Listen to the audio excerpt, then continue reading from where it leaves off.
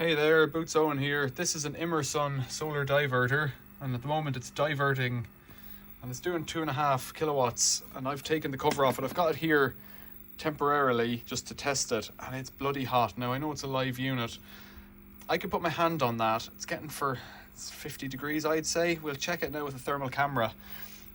It may or may not be in a previous video depending on when this gets published, but the outlet, which I've got on a plug at the moment, the pins for that had melted previously and I'd repaired that. So what I'm going to do is just put the thermal camera on and we'll take a look at what's going on in here. I acknowledge I haven't got it mounted vertically, which may cool it down a bit, but the whole top of that was not red hot, but very, very hot. Let's get the thermal camera on it. So here we go, looking at this. Wow, look at that. So the heatsink is actually working apparently. Let's check. The heatsink's at 39. I said 50. No, it's not too bad. But over the other end, so those choke coils coming in are over 100 degrees. You see 106. It'll lose it. But 105, 106 on those coils. Now the plugs, 60 degrees in the center of the screen there, and the inlet plug 80 degrees. That's quite hot. Now I replaced the socket with one that was rated at 20 amps. I think previously it was fitted with a 12 amp one. See those FETs there, what's that doing? Let's see, 37. That's not too hot for an appliance. The fan is running, but again it's not vertical, so you see my finger there. The fan is running, but it's not vertical, so it's not going to draw the heat through it the way it should. I can't see what's in underneath. The stuff in on the lower board is hot, but all those ferrite cores, the 4 of them there, they're bloody hot. 97 degrees, 96. So what I'm going to do now is leave the cover off it and set up a fan blowing on it for while I'm testing, and I'll come back in a bit when the fan's on and see what it looks like.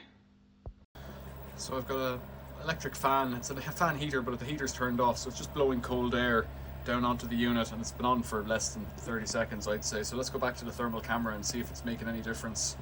81 is the hottest on the screen. 69.4, it's immediately cooling them right down. 34, we've lost a few degrees already, so I've jacked up the back of it on this little box as well. That's good. You can see the heat in the plug as well. That's the plug for the fan.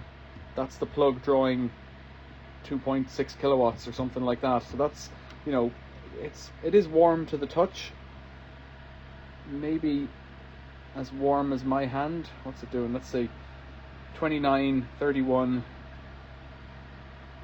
34, 26 on my hand. So similar temperatures, and that's the output there. The output's a white plug on a black base. Not that that matters in thermal land, but this one here won't get hot at all because it's only drawn probably 50 or 100 watts. Let's check that again. 73 degrees now, so it is genuinely cooling down. So that's a better way of having it, really. I think that's the way to go. So I need to mount it vertically, but I also need to think about putting some kind of a fan on it if I want it to last any length of time at all. Because it does a great job, actually.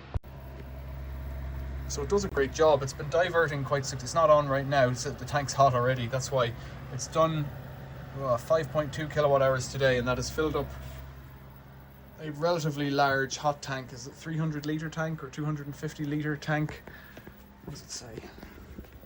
200 litre tank. 205 litres of hot water, heated up to, I think it said it's 60 with 5.2 kilowatt hours. Now it wasn't freezing this morning, so you know it's not filling it the full way, but I'm cautious about those things because I know that this unit was dead and decommissioned because of the plugs,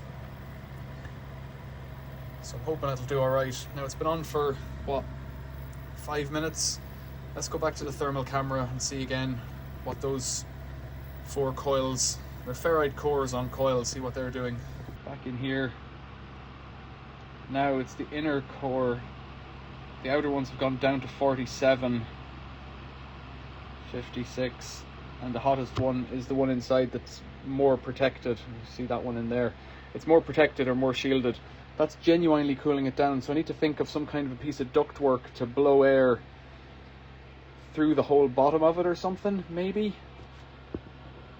What I want is that there's some kind of, that's a voltless contact switch over there, so if you had it to turn on power to a fan just whenever it's on, because there's a little fan here, is just a little DC fan, although I could fit a bigger fan, it probably still wouldn't draw too much for the output, like a bigger computer fan or something there, because clearly that one's, well, it's probably fine on the heat sinks, but those, like the ferrite cores aren't going to die, but the whole unit is hot, and it would be better if it wasn't.